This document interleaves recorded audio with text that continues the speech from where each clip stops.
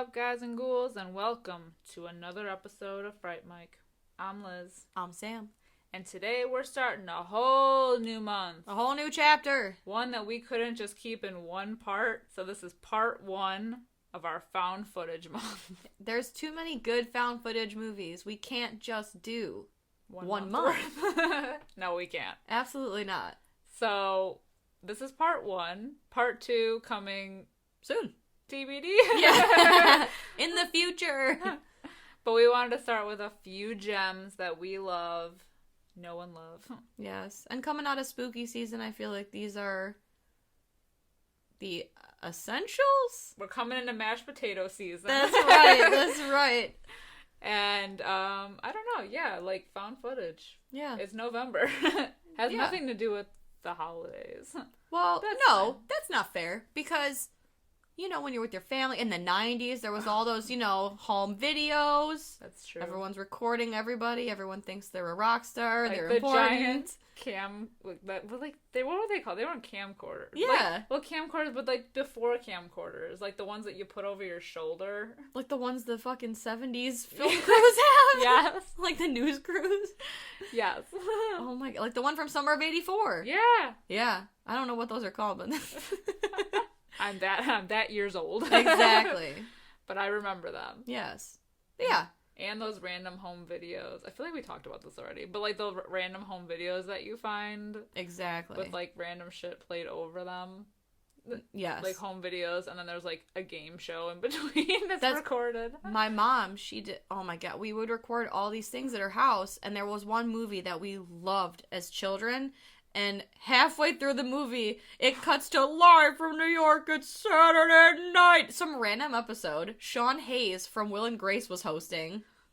I mean, just why? So yeah, I know those movies well. Of course. Because you want to keep the home movies, but then you have to like sift through all the other shit that's recorded over them. You want to record the soup, but you also want to keep the recording of your live birth from 1990. Oh god, please no. Ain't nobody want to see that. Alright, enough about my home movies and live birth. Let's get into our first movie. We're doing a fright fight between two gems. Very atmospheric. Two gems of a horror movie. Of a horror movie? Yeah. Of the genre. Let's go with it. We're talking about Creep and Creep 2. And we're going to start with Creep, which came out in 2014. Currently has a 6.3 out of 10 on IMDb. It has an 89% on Rotten Tomatoes. Solid. I know. This movie is well liked. This is like crazy because this movie is so simple in concept, but they did like so much with it. Yes. And like, I heard that apparently the script for the movie was just like bare bones. It was like, yeah, they were like, okay, they're gonna drive, okay, they're gonna do this, and all of the dialogue is improvised. Yeah. And I think they were workshopping it, and somehow it ended up turning into a horror movie. Thank God, because this is such a good, I mean, it's like unsettling from start to finish. Yeah. It has a workshoppy feel. Like, you could tell that these guys just like have a camera and they're like going for it. Yeah. But they're, like, so wonderfully weird that it, like, yeah. It really adds to that, like, suspenseful, like, you don't know what the hell's gonna happen because Mark Duplass is so weird. He's such a good actor. See, I love Mark Duplass, and it's like this movie showed me him in a different light because I know him first from that show The League, where he plays Pete, and he's just such like a goofy idiot, and to see him in this, oh my god. Like the range level of acting on this guy. Oh my god. Next level. Listen to my Chicago accent. Oh my god. Oh my god. Gilbert Gottfried? Yeah, don't say. Oh god. Oh my, yeah, but he's so good in this. Yeah. So unsettling. I'm not gonna name names, but we do know someone that's kind of like him. And I'll say that I feel like everybody kind of knows a person like him. I mean, not to this extent, like not a killer. Not that we know of. That we know of. But like someone that's just so out there and so like I said, wonderfully weird that you just like don't even, you're like, okay. They're their own category of person. Yeah, they're just very random and but we love them for it. But he really carries this movie. He is like such a gem. He is. I don't know. I feel like my taste in men is just all over the place. There are parts of me in this movie where I'm like, ugh, and then there are other parts where I'm like, oh, that's kind of cute. I got time. I got a little bit of time. I'd let him take me out for cocktails. He's just so polite and gentlemanly. He is, until he's not. Until he's not. I think it's the hugging. He's a hugger. He's a hugger. He is. He's a hugger. Well, on that note, let's get into it. Yes. Let's hug this movie, shall we? Yes. So we got our boy Aaron, who is one of only 2 characters in this movie. It's a small cast. Small cast. You could say it's a small cast. He is answering an ad for $1,000 a day for a videographer. He does not know this person. He is meeting a man named Joseph, who claims to be a cancer survivor, but now he has a brain tumor, and he has 2 to 3 months to live. And with a baby on the way, he wants to have Aaron kind of videotape a day in the life of Joseph, and, you know, a first bath, and he calls it a tubby time. It's weird, and like, so that's the premise that we're living under, that Joseph is dying soon, and he just wants to make a nice video for his soon-to-be child. But let me just start off by saying Joseph is a weirdo. I guess that's kind of rude to just say off the bat. He is a strange person. He's very, he's very huggy. And I love his athletic pants. Yes, he wears an athletic pant like no other. Athletic pants that we just like meet him in. We should also mention that his house is like in the woods, secluded in like the middle of nowhere. Yes. And in front of his house, in a tree stump, there's just an axe, just chilling. They do make note of that. So I want you to also make note of that. Foreshadowing. Yes. So, Joseph asks Aaron if he wants a sandwich, and I had to make a note of this because his pubes are out. Oh. So he's like, hey man, you want a sandwich? I can see your pubes. Like, I don't want a sandwich. But thanks. That was it. That was my note. Joseph asks Aaron if he wants a sandwich while his pubes are out. LOL. It's just awkward because, like I said, tubby time. So he's like, oh, my dad would give me a bath when I was little. He called it tubby time. So let's film a tubby time. And he gets naked, but we don't see anything. It's still awkward, and it's weird. It is, because Aaron's, like, filming the whole thing, and they just met. Yes. And Joseph basically tells Aaron, he's like, oh, we're going. We're just going right in, so get comfortable. And then, while he's in the tub doing this weird tubby time thing, he pretends to drown himself. And it's all to just eventually pop out and scare Aaron. Because that's another thing. He's big into hugs. He's bigger into scaring people. He loves pranks. He does. He loves to scare you. And that's a sign. If nothing else was a sign, this is a sign. It's just weird because he's, like, miming, like, bathing his non-existent child. It's weird. And, like, butt-ass naked in this tub. And then he just looks at the camera eventually and is just like, I want to end it all. I can feel the cancer in me. And it's just so bizarre. And then he just pops out of nowhere and is like, want to go for a hike? Yeah. This movie is so good because okay. If you haven't seen it and I don't know why you're listening to this if you haven't, but I mean, sometimes I do that. I like to feel a movie out if I'm unsure. I like to get an opinion. So if you're here for opinions, I feel like these movies are 2 movies where you really just have to watch them because as a play-by-play, it doesn't work that well because it just sounds like this guy is like sporadic. But which he is. He is. But that's what makes the movie good is his unpredictable behavior. He's so unpredictable. And you just have to watch it to just feel like how uncomfortable this really is. Yeah. This is where this movie is. Both of these movies are pure gold. They get a gold star on this. I think that this is the kind of thing that if you're too nice of a person, this is when there's, like, a downfall to that.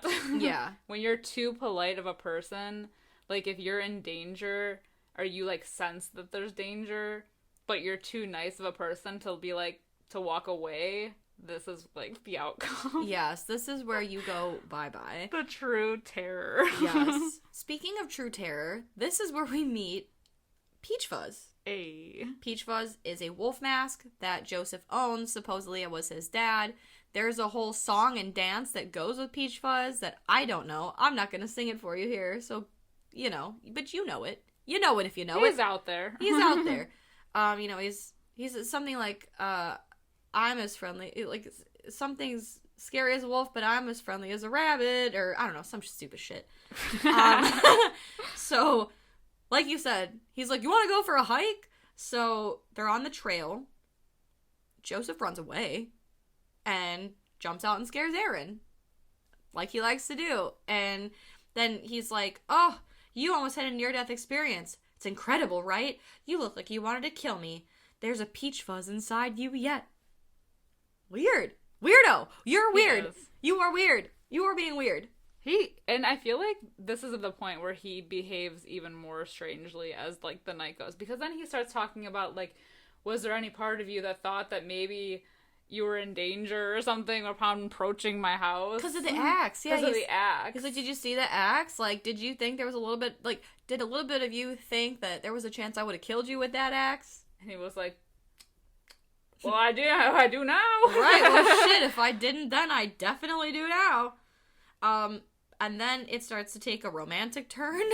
It is, because he wants to be BFFs. And they're on the hunt for this, like, magic lake or something. It's like a spring with a heart-shaped yes, rock. Yes, it's just shaped. so cute. Yeah. And Joseph carves J and A into the rock. See, that's with a where heart it got around romantic. it. Yes. BFFs. And then they wade in the water together. Yep. And then they leave to go get food. And Joseph tells Aaron, he's like, oh, there's a good place for pancakes. There's a restaurant that we used to go to, that I used to go to with my parents. And yeah, they have really good pancakes. So they're at the restaurant, and Joseph slips because he's like, oh, I don't know what's good here. And Aaron's like, well, the pancakes. Didn't you say that you used to come here because of the pancakes? And Joseph's like, yeah, sure, whatever. I probably did say that, but, I haven't been here in a while, so, they changed the menu. Yeah, exactly. I just feel like, how many red flags can you throw at somebody? I know. And he's too nice to dodge them. He Ugh. has a target on his head the whole movie. I know. Poor Aaron. And he's just trying to do right by this guy who he thinks is dying from cancer. And in an effort to, like, kind of change the subject off of this, Joseph is, like, kind of asking him about a time where he felt more, like, ashamed. Like, he wants to get to know him more. So Aaron kind of goes off on the story about how he, like, peed himself once. Yeah. He would just pee himself. And that's, like, the time he felt the most ashamed. Well, then he turns the question around on Joseph, and Joseph just pulls out his phone and says, I'm ashamed because I was afraid of meeting you. So basically he has just like a camera roll full of pictures of Aaron approaching his house in various like positions. So like he was like, I was just too afraid to meet you and I didn't know how it would be. So I thought that maybe if I took pictures of you while you weren't paying attention, it would be like me getting to know you a little bit before we actually met. Which, okay, you could tell he, like, ran around the house, too, because it's, like, literally from every angle. Yes, exactly. But it's also kind of, like, no pun intended, creepy that he was able to get so many photos of him from so many angles without being seen. Yeah, especially the one where he's literally at the bottom of the stairs. Yeah, he's like a freaking ninja. So, obviously, Aaron is creeped out. As one would be when you don't know that people are taking your picture. When you're dealing with a creep. Yes.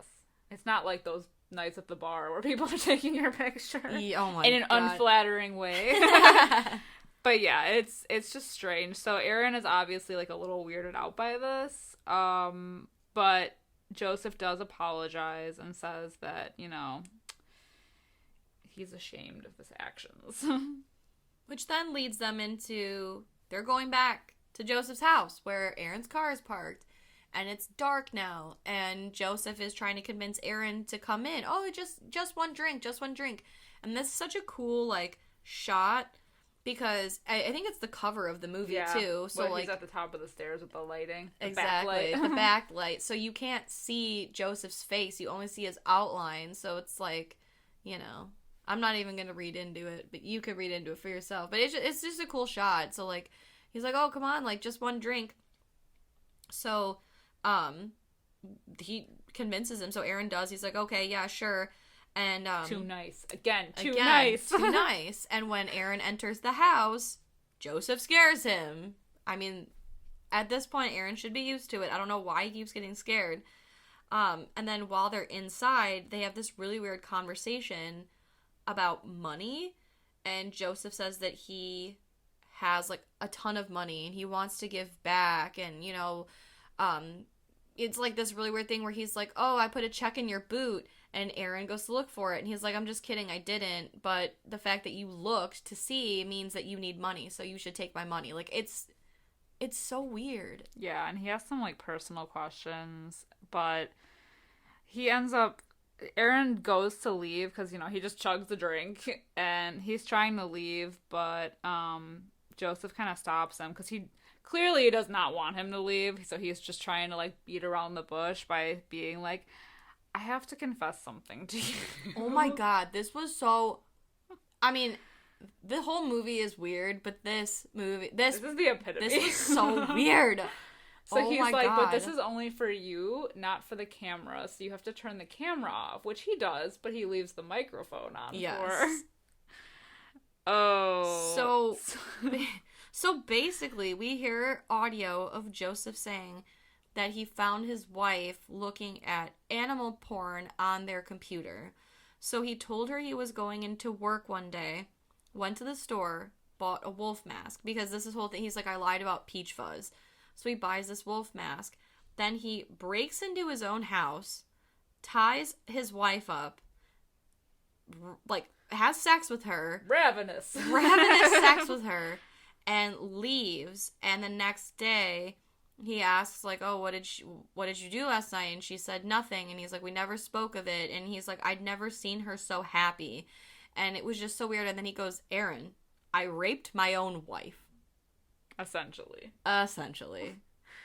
So Aaron's like, okay, gotta go now. Okay, bye. But he can't find his keys. And Joseph insists that he just stays. Now that he's had a drink or two... the roads are dark, you know, he's in the middle of nowhere. He just insists that he stays. So Aaron, basically getting the cue, is like, okay, like, I'll do this. But he decides to make their drinks and ends up drugging Joseph's with Benadryl to knock him out. Because I think he, at this point, he just, like, all of his, like, red flags are now going off. Yes, all at once. Ever since the story and the photos, he's just unnerved. So he does what he can do, which is to drug him and hopefully get out of the situation.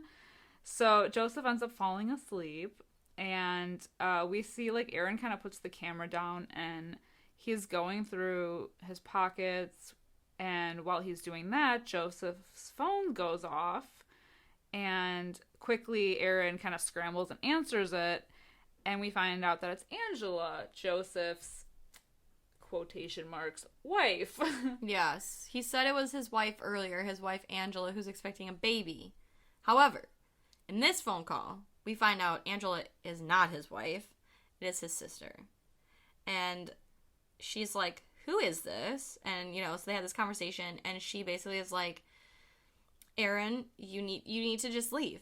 Like, you need to just... what is your address? Give me the address of where you're at and just leave. Just leave the house and just keep walking. Like, you are in danger. More red flags. Yes. Well, so he asks if he's in danger, but the call cuts off. And yeah, the answer is yes, buddy. So when he exits the bathroom, Joseph, who was just laying down by the fireplace, fondling himself and sleeping, he is gone. And so Aaron, he goes outside to kind of like look for him or whatever. and he's on the back porch, and we get a Joseph, like, jump scare of him saying, "Death, it's coming." And then he cries about not wanting to die and tells Aaron he's a good friend and he loves him so much. She's like crying on the porch. Yes, it's so, I mean, okay. So Aaron's like, listen, I know what's going on. I talked to Angela. I know what this is. Like, I know what's happening. I know you're lying. And Joseph, his face, like, changes and he runs back into the house. And when Aaron goes back inside, he goes toward, what is he, like, going towards the front door? He's like, well, he bolts down the stairs, so Aaron kind of follows him, and we get, like, it's so creepy because it's, like, all dark, so we see, like, the camera light on, and it pans over to the downstairs area, and Joseph is just, like, standing, like, butted up against the door with the Peach Fuzz mask on, and he just, like, lunges at him, so the camera goes black. Yeah. Not... Before he does that, though, he starts gyrating on the door. Oh, God. So weird. I can't stop saying that enough. So we cut to the next day. It's daylight. We see the camera is, like, kind of faced toward the woods. We see Joseph dragging 2 giant garbage bags, and he picks up a shovel and just starts burying these bags. So we're like, oh, Aaron's got to be in 2 of those. Yeah. Parts of him. But then we cut to Aaron, who's actually very much alive. And he kind of explains to the camera that, like, later that night, things got weird. Joseph ended up running off, and he ended up getting his car towed, so he went home. Safely. He received the footage that he's now watching of Joseph digging with these garbage bags. He received it in the mail a few days after the situation, which concerns Aaron because he knows now that Joseph knows his address. And after watching it, he throws the disc away. And then Aaron wakes in the middle of the night. He turns on the camera and he's explaining a dream that he had of him and Joseph wearing Peach Fuzz masks in a hot tub. And then Joseph gives him a tubby time. And then the tub is filled with blood, which I feel like is a nice... It's a nice storyboard for how this movie goes. For how weird it is. Yeah, it's a nice, little... Yeah. So the next day, there's a mystery box, delivered to Aaron's house. So he opens it up, and inside he finds a DVD that says, "Watch Me," a knife, and a stuffed wolf. So he rips open the stuffed wolf, and he finds a locket with the pictures of Joseph and Aaron in it, and it says J and A forever. No one's ever done anything this sweet for me. I'm just gonna literally ever. It's super weird. In the video, Joseph is basically saying to Aaron, "I found the Benadryl bottle. I know you drugged me. It's all good though. It's all good." It's just weird to me that after all of this, Aaron does not decide to call the police. Well, he does call the police. He does, but they have nothing. They don't on do him. anything. Yeah. The house was a rental, so it wasn't even in his name. They don't know where to find him. They don't even know his real name, if Joseph is his real name. They have nothing to go off of. Which I don't think it is his real name, just based on, like, the end of the movie. Yeah. And, like, in Creep 2, now we know that he just assumes the name of his victims. Yeah. But there's no way, because when his sister calls for Joseph, she's like... She asks for Joseph. Yeah. So why... Is that his real name or not? Is that a goof or is that not? I don't know. Is that really his sister? Bitch. Those are the questions we need answers to. Creep 3! Yes. Oh, they are actually going to do a Creep 3. I did hear that? Yeah, he wanted it to be a trilogy. Hell yeah. I'm so down. Ugh. So, we're in the middle of the night, yet again. Not Joseph. Aaron is explaining that he is having recurring nightmares, and then he hears a noise. So then he hears the first noise, he kind of disregards. The second noise, however, he turns on all the lights, he grabs that butcher knife, he's walking around, he's like, "Aaron, is that you?" And no, Joseph, god damn it. He's like, "Joseph, is that you?" And as Aaron is walking around, like walking through the house, he walks out of frame of the camera. We can see the door to Aaron's house, and Joseph is standing outside the door. Creepy. Just watching Aaron be suspicious all around the house. It's really creepy. It's the stuff of nightmares, really. It is. So, after what feels like an eternity, he finally, like, dips down, and Aaron re-enters, and he picks up the camera to go investigate outside, and we kind of hear, like, a swoosh sound, like somebody in athletic pants. Someone's been Someone's been swooshing in those tight athletic pants. Exactly, somebody's swooshing. But ultimately, nothing really happens. We don't see anything. He doesn't find anything. So then we cut to later that night. Someone has turned on the camera, but this time the camera is on Aaron, who's sound asleep. So we just see a pair of hands pick up some scissors to cut a lock of his hair. And you know, Aaron broke the cardinal rule, one of the cardinal rules. He left his front door open to investigate that outside noise. Guess what? Guess what happens when you do that? The killer slips in. You fucked up, Aaron. Halloween rules. That's right. You idiot. I never. And you don't go investigate. I'm very much like Nicole Kidman in The Others. I close one door before I open another, okay? It's how you do things, Aaron. Too many entrances. Exactly.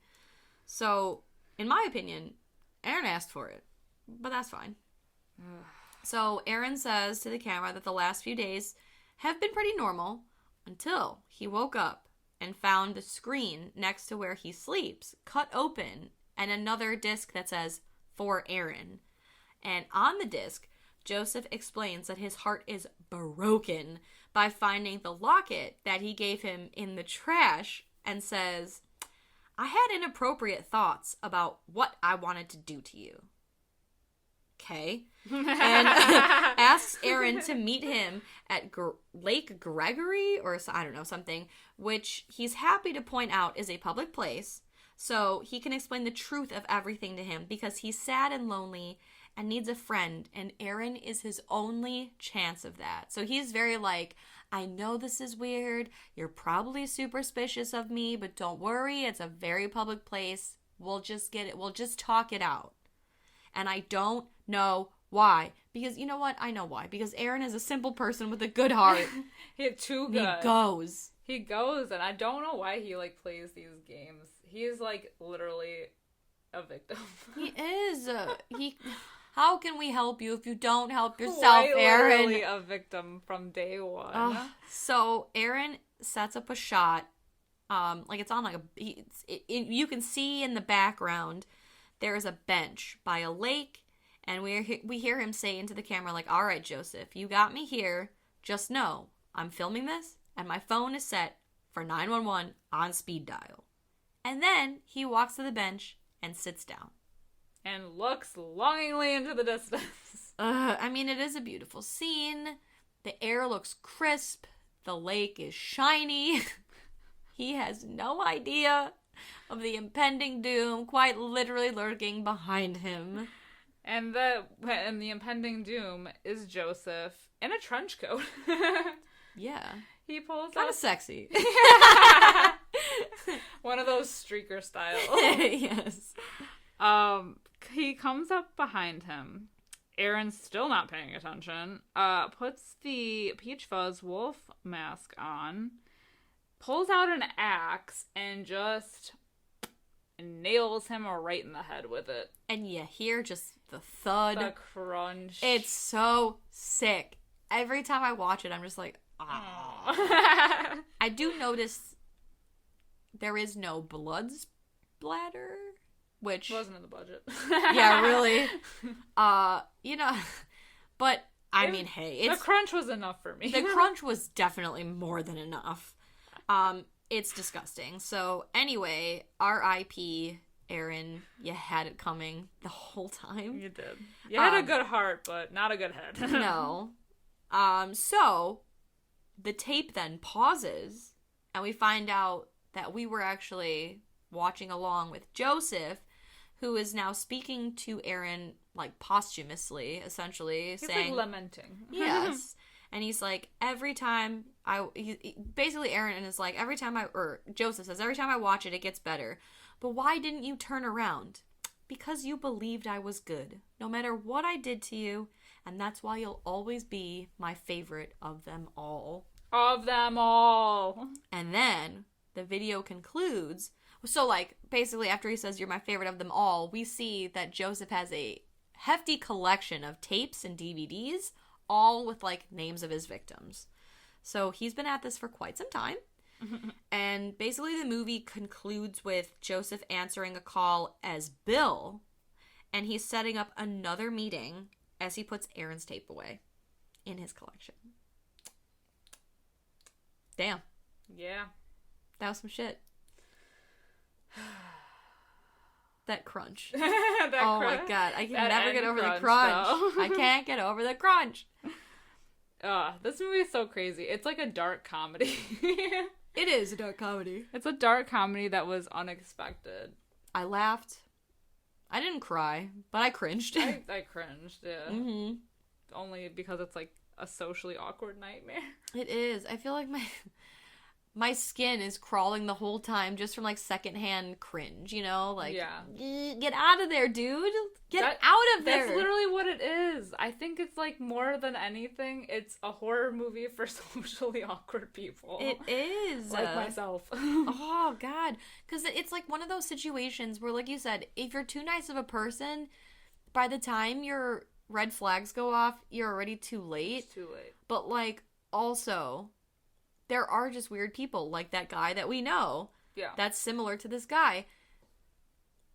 And I never, like, you know. What do you do? You don't even know how to act. Right. Because they're just so weird that you just don't even know. But Right. you don't want to be rude.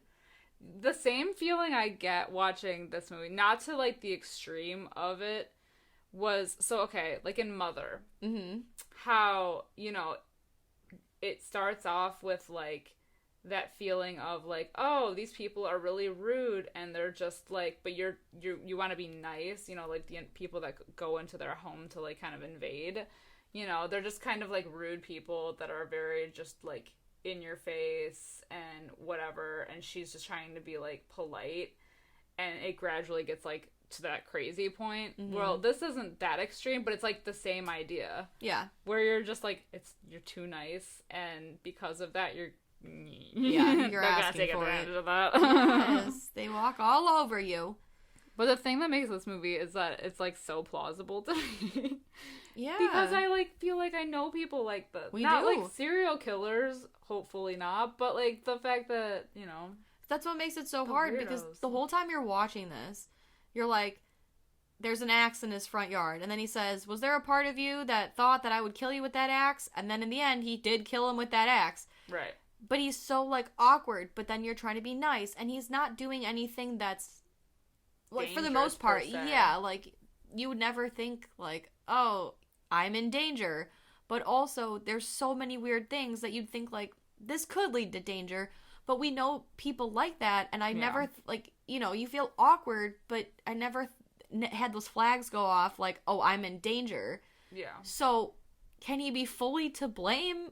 It's more like an unsettling feeling. Yeah. I guess. It's one of those trust your gut things. Like, if somebody had ever asked me, oh, that axe, did you ever think for a second I would kill you with it? I think at that point I would be like, you know what, I think we should cut this day short. Yeah. How about that? But that's the thing, and you can tell that Aaron has those feelings a few times. Like, when he's, like, after he finds out about the photos, he's like, well, I'm gonna be hitting the road, you know, and he had the perfect out. He was like, it's getting dark. Yeah. I need to drive home. And he was so close to getting out, and he just couldn't do it. I know, he just couldn't do it. He couldn't. Ugh. He was too nice. He was teetering on the edge of getting the fuck out and being smart and being polite. Right. Being nice is a detriment. It is, and it got him killed. Exactly. Axed. You got axed. That being said, what would you rate this movie? I'm going to give it a 4.5 out of 5. Yes. Yes. I really, really enjoy this movie. I don't know. It's almost perfect to me. It's almost perfect. There's a lot of things I like about it. I think they do a lot of creative things with it. It creates anxiety almost out of nothing. You know what I mean? Like, yeah. With very little. Yeah, exactly. That's exactly. why he makes this movie. Mark Duplass, like, makes this movie. What would you rate it? I give it a 4 out of 5. Okay. Because I think it's unique, and it kind of almost, like, revived the found footage era. Definitely. Like, all over again, you know? It's a good take on it. It does a lot with so little. Exactly. All right, next on the chopping block. See what I did there? Creep 2, which came out in 2017, currently has a 6.4 out of 10 on IMDb. Get this. It has a 100% on Rotten 100. Tomatoes. 100. And a well-deserved 100. I'm going to tell you right now, this is my favorite of the two. Oh, yeah. Definitely. Yeah, for sure. So. Have we ever had a 100%? I believe this is our first. Is it? It is. Oh, sure. Okay. Yeah.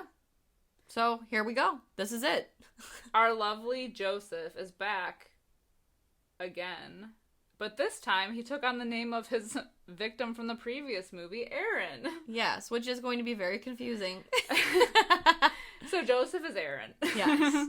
So from here on out, henceforth, Joseph is Aaron.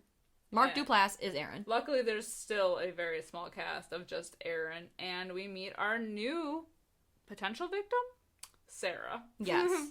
So the movie starts with who we think is going to be our main character. His name is Dave. He receives a package, similarly to how Aaron did. He freaks out and he calls a friend. And we don't hear the other end of the conversation. We just hear Dave's. He's like, hey, there was a DVD sent to me. It's really weird. This shit's freaking me out. He answers the door and it's Aaron / Joseph. Joseph? / Joseph.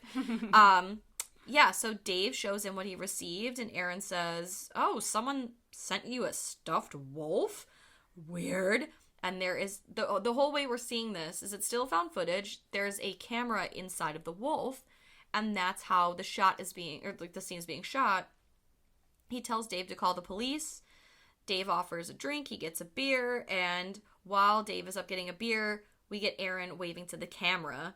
So he is well aware of it. He's obviously. up to some shenanigans. Yes, he sent it. I also like the role reversal that he came in. Like, you could tell he got bored, like, playing what he did before, so he's switching it up to be the friend. So he decides to move the camera to where he can see, or like the camera can see both of them sitting at the table. And as they drink beer, Joseph admits to Dave, you know, actually, I'm the one that's been sending you the emails and recording you. And there's a camera in that little baby peach fuzz over there. And he admits, you know, he's about to turn 40 and he's kind of lost joy and, you know, the value in life. And then he slits Dave's throat. And he's just like, fuck. Like, just so blasé about the whole thing. Our bloody open. That's right. I like how he just continues to sip his drink. Like, yes. Yes. I guess that's how you do when you're approaching 40 and things are dull now for you. Well, it's like a serial killer having a midlife crisis. Yes. This movie, if you thought Creep was multi-layered, this movie, goddamn, it's like a brilliant cut diamond. This is the atomic cake. Yes. It's multifaceted. Of serial killer movies. It's so good. So, we meet, like you said, Sarah. She is the host of a show called Encounters on YouTube, where she answers personal ads to expose the person underneath, all while, you know, filming this for YouTube. And the whole point is really just to dive in and get a closer look at all those weirdos out there. But unfortunately, her channel is failing. And she is kind of, like, about to, like, wash her hands in the whole thing. She just wanted to, like, kind of expose these people in a good way because she wants her to connect with weirdos. Yes. So, like, you know, the people that want to be treated like a baby or whatever. So, because of her failure, she was gonna give up until She finds an ad online randomly for a videographer, $1,000 per day. All it says is that they are looking for honesty and bravery, and also it's a plus to be a fan of Interview with the Vampire. That made me laugh so bad. A fan of Interview with a Vampire is a plus. Fucking dead. And then it says, let's get deep together. Like Text the number 2 together. I'm fucking dead. I would answer that. So she texts the number, obviously intrigued by this very, like, sketch ad. So she texts the number and says that she's interested in the job. And the first thing that he replies back is, do you scare easily? To which she replies, no. So they decide to meet up. And she drives to the woods, again, in the middle of nowhere. Mm-hmm. Not the same house, though. No, different house. With a cool hobbit door. Definitely. And when she enters the home, we get our first jump scare with Joseph. I'm going to do that. I'm going to do that the whole time. It's either Joseph or Aaron. Yes, Joseph Aaron.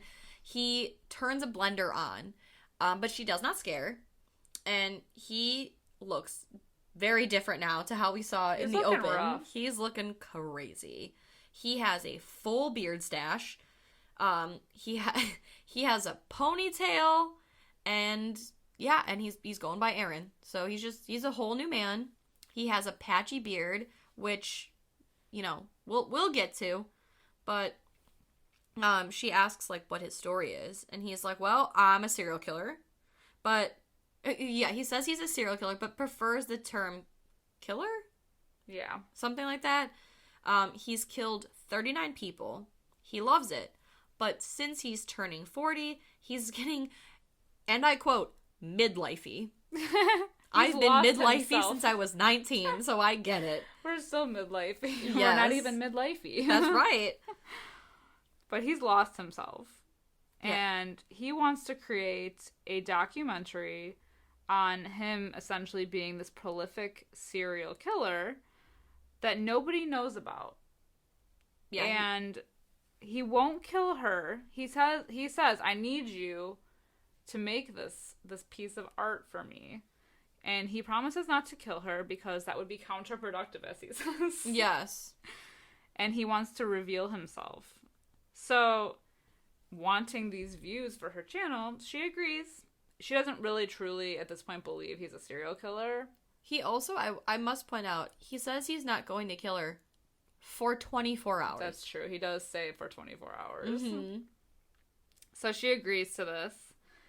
And he immediately shows her the original video from the first movie of Aaron. Our boy Aaron. Of our real Aaron. Sitting on the park bench getting axed in the head. Interesting start to the session. So he's like trying to get a reaction out of her. And she's just kind of like seemingly unaffected. She's just kind of like, well, that was weird. Which I feel like for him was like, I don't know. I feel like his reaction, like he expected more. Like I think he wanted her to like bolt. Yeah. But because she was just like, okay. Yeah, she's like, that's interesting. And he was like, okay, I have to like out weird this moment even more. Then, well, out weird he does. This movie out weirds the first movie by a whole penis. A whole ass penis. So they then decide, well, you know, because Aaron/Joseph says, well, you know, I think we should get naked in front of each other. Because honestly, that's the whole thing, is every time a man and a woman get together, they're, you know, whether it's at the forefront of their mind or not, they're always thinking like what the other person looks like naked. So we should just get that out of the way, so that way we know, and then we don't have to think about it anymore. So then he just gets naked and we get a full dong. Which, this is interesting. I noticed this. CGI dong. They lengthened it. So I noticed, so she's shooting him and he gets fully naked, and in shot is him, just like his full body. He is fully naked. We see his whole body in the shot. So he also has like crazy tan lines, but that's beside the point. So then she's like, okay, it's my turn. And he's like, He's surprised. Okay, yeah. He's genuinely surprised that she's going along with this. Yeah, so then she takes her shirt off, which she has hairy armpits. I will say that. I'll say that. But it's interesting to me because when she gets naked, we see her take her shirt off and we see her tatas for like half a second, but we know she gets fully naked, but he's filming now and he only focuses on her face. So the only thing that's in frame is her face, which is so interesting to me, the difference in shots. Yeah. Because she's just doing this. She's like, okay, let's do it. But I feel like him zooming in, like, he wants, like, her face. He wants the emotion. Like, and that's he's all. not in it for the nudity. Right. So, very interesting. So she steps away for a minute, kind of goes in the bathroom to, like, collect herself, and is basically talking to the camera, saying, like, okay, Sarah, all of your red flags have been raised. What are you doing? But then she realizes, like, I need this. Like, I have to do this. Like, you're like, I'm 90% sure that he's not actually a serial killer, and this is so interesting, and I need this for my channel. The things we do for our channel. I know. The things you do for a few viewers. So she decides to stay. So he tries to scare her again. Yeah. And it does not work. Our prankster Joseph / Aaron. Yep. And he's surprised. He's like, really? Oh, okay, shit. She does point out that he does have a missing patch from his beard, and he kind of like brushes it off. He tries to scare her again, and still nothing, which he is still genuinely surprised about. He's like, really? Like, I'll get you at some point. Right, he is really trying to get her, and nothing. So then Aaron is driving. Well, they are driving together, and I think Aaron's driving. He's driving because he's wearing the mask. Yes. Our Peach Fuzz mask. Peach Fuzz is back. And he says something about, like, they're talking, and he says something about snuggle fucking her head before they head out on the trail. I just had to write that down because I've never heard the term snuggle fucking before, and you haven't been here it is. Since? Yeah, here it is. Hasn't left my mind. He's just trying to weird her out, and she is just not biting. So they go to the woods so that he could have this, like, divine shot of him. I don't even know what he's doing, but he's looking for a river, which ends up, they find, like, a little creek that was once a river that's all dried up. So he has, like, a meltdown. Yes, it is full Hollywood diva. He wanted to have, like, a moment to, like, talk about himself, I think, to, like, start his revealing himself process. Oh, yeah, because doesn't he say, like, his whole plan was he was going to talk and then jump into the water and be, like, rebirthed or something? Like, he's rebaptizing himself yes, or something. Something fucking weird. But the river's dried up, so he pouts. Literally pouts face down in the ground. Yes. I just love that, like, so their solution is he's going to sit in the water. And I like that at first he's doing this weird, like, motion with his arms, like, where they're kind of up, like, chest level. And he's moving them like they would be moving in the water naturally. And she's like, what are you doing? You look dumb. Right. And he's like, oh, well, I thought, the CGI water. And she's like, no, we're not. Don't do that. And he's like, oh, okay. And every time they try to film something, shit goes wrong. Like, there's birds chirping, and he's threatening them. He's fucking threatening these birds. I'm so fucking... Oh, I love it so much. This shit had me ruining his laughing. Moment. Huh? They're ruining his moment. Yes. All he's trying to do is get this one monologue out, and he can't do it. No. I just love that he asked her at one point to, like, fix his ponytail, and she just, like, fully takes it out. He's like, oh, you're just... Oh, okay. We're going for it. Yeah, we're going for it. So after his pouty fest, they kind of go to later that night where Sarah's kind of, again, talking to the camera, saying that he's not really talking. He had a meltdown, and he's just sitting in a hot tub, blasting music, and not a whole lot is going on. She basically says, like, she knows that he needs space, but she cannot resist the story, so she is going to still pursue it. She wants to, like, poke the sleeping bear. That's right. So we do find she follows him we follow her going to find him, and he's just like chilling in a hot tub. Yeah, in the dark. Seemingly despondent. Yeah. And, you know, in the first Creep, we got that story of Aaron raping his wife with the Peach Fuzz mask. And in this one, how could it be a Creep movie without us getting another weird Joseph Aaron story? A backstory. A backstory. He tells Sarah that after a night of partying with an obscure band, a stranger picked him up, beat him within an inch of his life, and forced him to dig his own grave, telling him that he's going to bury him alive. But Aaron killed him. And says that, like, he laid next to his body all night naked. Communed naked. Yes. And his spirit took over, which is where his beard holes come from. Because it's trichotillomania. I think that's what it is. And it's the pulling of body hair. So he obsessively pulled his body hair, and that's why he has that patch. And then Sarah proceeds to get into the hot tub and massage him, and it's, I don't know, supposed to be erotic. It's so weird. Weird. It's like a tubby time, kind of. Essentially.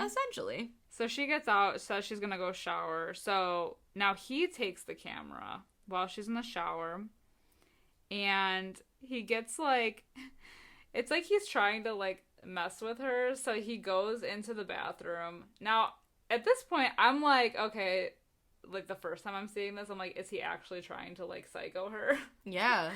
But he goes into sneaks into the bathroom with the camera and goes to, like, rip open the shower curtain and has, like, a knife in his hand. But she ends up scaring the shit out of him instead. I love it. And he gets scared. He got. He got. And her face is all taped up, so it's, like, all crazy looking. And she, like, pounces on top of him.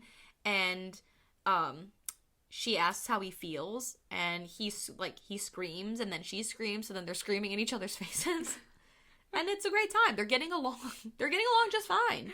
Famously. I love it. And they do some late night wood chopping. Yes. Amityville style. It's crazy. They also, I think, are playing hide and seek in the dark outside, too. Yeah. Where Sarah gets him again. She scares him again by banging on a window. And then their hide and seek. Yes. I love it. I am a huge advocate of hide and seek in the dark. I used to play it all the time until I got too scared to do it. That's true. That's just scary, okay? It is. The dark, it starts shape-shifting on you, and then your mind, it just wanders, and And being in the woods is, like, even more terrifying. Exactly. Because killers. And bears. Yeah. And bears. Yeah, exactly. So they end up, like, back at the house. They're kind of chatting a bit, and he basically says that he knows that she lied to him about who she is and what she does for a living. She claimed when she got there that she makes her money by doing, like, wedding videos or something, but he knows that that's not true. He knows about the Encounter show, so he's been digging. Mm-hmm. He's got the full scoop. He's got the 4-1 Uno on Sarah. But this is all crazy too, because like it was right around this time where, you know, like in the first one, there's like that turning point where like things start to turn. It's around this time because he's being really weird. He's got the 411. He lets her know that he's got the 411 on her, but again, he's not mad. Like, it's stuff like they're playing pool, or like when they were chopping wood, and he's like, oh, is there a part of you that thought I would ram it in your face or whatever? And she's like, well, sure. And he goes, well, that wouldn't be, you know, then we couldn't have any fun. Or like they're playing pool, and he says something weird about like, oh, when you came in, did you think I was gonna kill you with the blender or something? And she says something, well, you promised not to kill me, but only for 24 hours. And he's like, why would you bring that up? You know, like, he's just weird. He's being weird. It goes from fun weird to, like, creepy weird. Yes. So, again, like, he's like, oh, I don't know, like, I know about everything. He even knows about the knife in her boot. He almost kind of, at this point, has a little bit of respect for her, though, because he says, like, you gave me some of the truth, but you twisted it. Twisted facts. Yeah. You know? So he, like, kind of has that respect of, like, you didn't give me everything, but, like, enough. Right. And so then he asks her if she thinks that he's actually a killer. And she says no. Yeah, she's straight up like, no, I think your stories are ridiculous. So I don't believe you. And she's like, why would you have me, like, you basically had me film your confessions. Like, why would you do that if you were actually guilty? And he tells her, well, you're not going to go to the cops because tonight you're going to kill me. Hey. Fun. I love that. So he proceeds to then put the mask back on, and he hands her an axe and says, I want you to chop my head off. And it's funny because he puts the mask on. He's like, it takes, like, it's not me you're killing then. Like, it takes the Joseph Aaron out of it. Like, go to town. Oh, yeah, make sure you get right here because that's a nice clean cut. Yeah, just right hack away. And, of course, she won't do it. And so he decides, okay, backup plan. He gets a noose and climbs to the top of his loft and is kind of talking to her at the top. Ends up jumping and scaring the shit out of her because it looks like he's hanging himself. And the rope snaps and he's fine. But Sarah is like beyond pissed at this point because... like, he had gone too far. Yeah, like, for her. Who wouldn't be, like, yeah, pissed? And this is the first time I think she's actually genuinely scared. Yeah. She's, like, not speaking to him. Yeah, she says, like, that was fucked up. Like, she's putting her shoes on, getting ready to leave, like, genuinely pissed off. And this is where Aaron kind of apologizes, and he says, I really like you, and I wanted us to connect. He says... I'm not a murderer, but he is a sociopathic, pathological liar. So, already we're like, so you're lying about that. Exactly. Yeah, we know you're a sociopath, and we do know you're a liar, because you are a killer, but she doesn't know that. But she does forgive him. Yeah. And then he admits that, like, oh, well, I was trying to make a connection with you, so he didn't actually try to kill himself. He was wearing a harness, so he never actually tried to hang himself.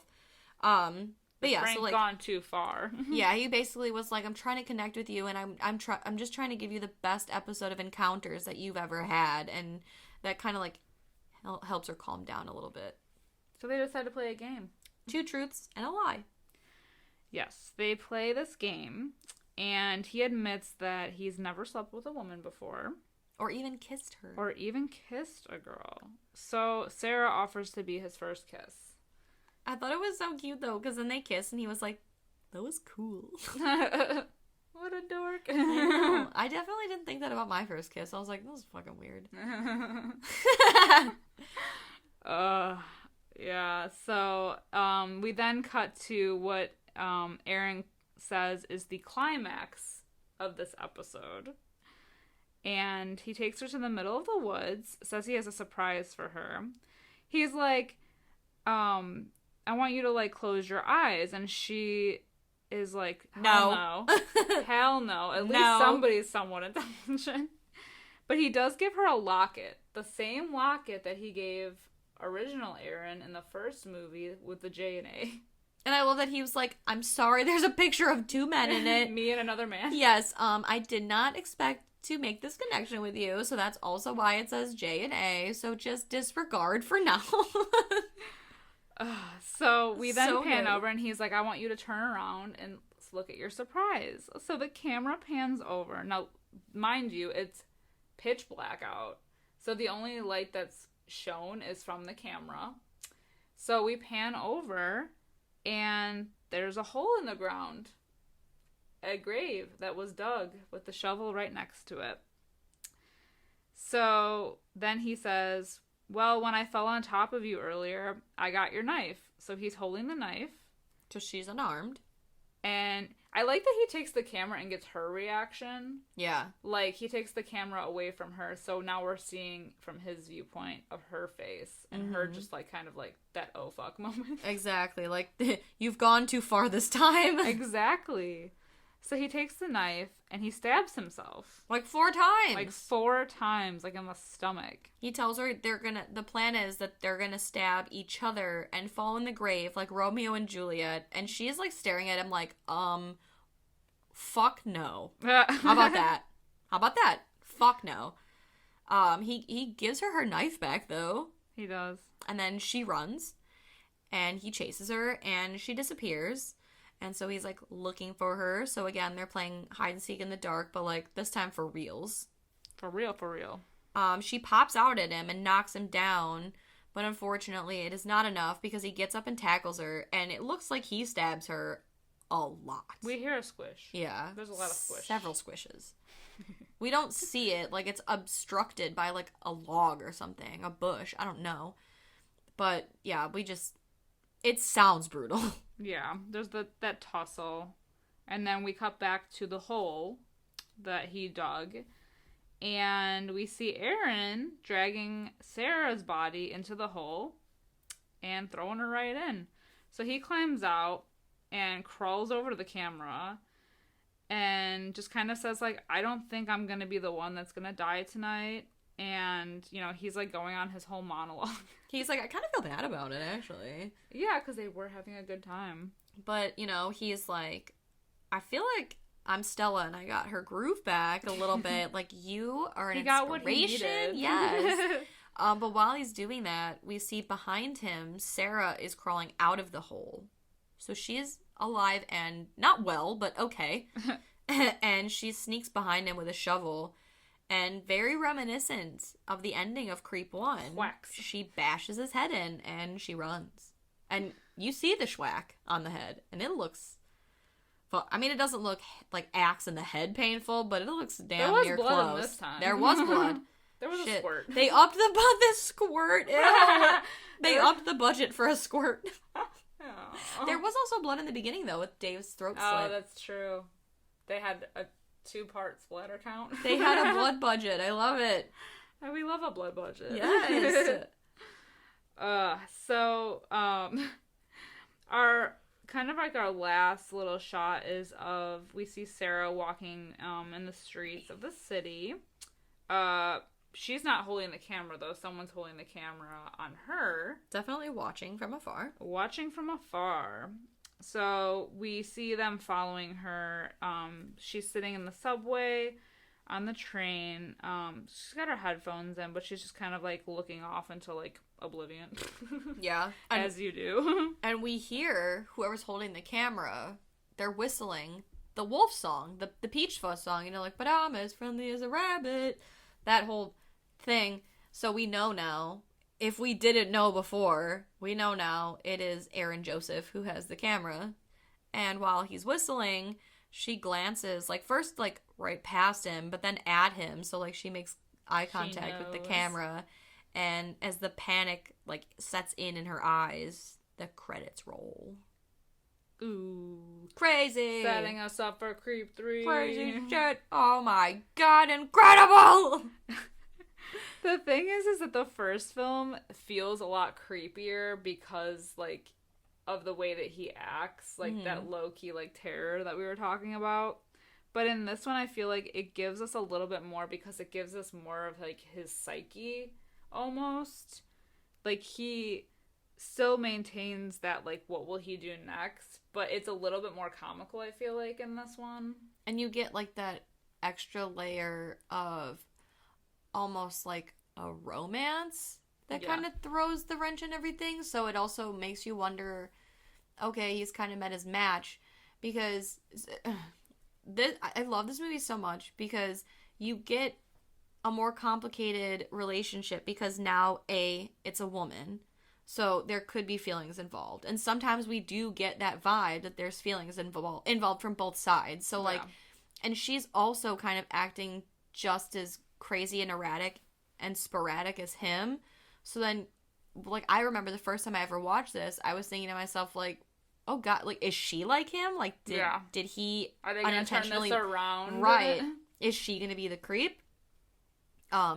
So in that aspect, it's so good that this one, it is more comical and it doesn't feel as, like, atmospheric in a way like the first one, but it does still keep you, like, tense and on your toes and just hella confused the whole time. Yes. Because you don't know at what point he's gonna snap and just do something unpredictable, you know? And does he, like you said, with the romance thing, like, does he really like her enough not to kill her? Like, is this something, like, a tale as old as time? A part of me did think the first time I saw this that it would turn around and have her be, like, this, like, actual psycho. Me too. That would be interesting. I'm not saying, like, it would make the movie, like, better or worse, but it would be an interesting thing if that were to happen. But I'm almost glad they didn't do that, because I think that's what a lot of people are like, oh, she's also, like, acting crazy. I bet the twist is. So the fact that they still kept the twist, like, nope, actually, he is a psycho, and that's never going to change. You're just another one of his videos on a shelf. Exactly, but he's trying to, you know, spice it up because he's in his 40s now. And he's having his crisis. He's feeling midlifey. But I like that we did get more depth from him in this one. You know, we got another story. Exactly. Whether or not it's true. See how it came to be. Yeah, that's true. Because the first one wasn't, so. Yeah. That we know of. I mean, who's to say he didn't rape a woman, just not his wife? Yeah. You know? We don't know. But yeah, that's the thing. He's a pathological liar. And he's a psycho. So you can never... proclaimed. Yeah. The only thing you can trust is that you can't trust him. Exactly. So there you go. So I like this one more because of that. Yeah. All of the, like, the added depth and everything, and, like, the humor, the dark humor. Of course. So I'm giving it a 4.5 out of 5. Woo! Yes. How about you? Well, I do like this one more. So I'm giving it a 5 out of 5. Hey. I agree with the Rotten Tomatoes. I think it's a perfect movie. I really wouldn't change anything. Yeah. At all. I wouldn't either. Yeah. It's perfectly well-rounded creepiness. I heard it had the same concept, like same bare-bones script. I thought it was interesting, though. They put that, like, trichotillomania in there about him, like, picking the hair out of his beard. But apparently Mark Duplass, like, messed up, like, trimming his beard. And so they wrote it into the script that... Improvise. Yes. Or even improvising their mistakes. Yes. That's what being creative is all about. That's true. I love it. It makes you wonder how they're going to set up Creep 3. I know. I'm very excited. What they're going to do. I feel like they have to do something. Because, like, so I'm sure that when people heard about Creep 2 coming out, they were like, okay, like, the first one was good. But, like, what are they going to do that's different? Now I feel like for Creep 3, they're going to be like, all right, but what are you going to do that's different? See, you say people. I am the people. Use the people. I am those people. Because I loved Creep. And then when I heard they were doing Creep 2, I was like, okay, how can you possibly top that? That was, like, a friggin' perfect movie. And then Creep 2 happened, and I was like, nope, this is a perfect movie. Oh my, this is one of those rare moments where, like, the sequel is better than the first movie. Yeah. But it makes me, because they were able to pull it off and make the sequel better than the first, I mean, I'm not saying that the third will be better. Maybe. I'll eat my words on that. But it gives me faith that he could, because Mark Duplass is such a creative person. Yeah. That they could pull something out of their hat make it better. I'm hoping it's going to get better. I'm hoping it's not going to go the way of Cloverfield, because Cloverfield 1, people either love it or hate it, I feel. Cloverfield Lane, you can't fuck with it. It's so good. It is so much better than Cloverfield. It's not even in the same... one of them's playing checkers, the other one's playing chess. It's not even the same game.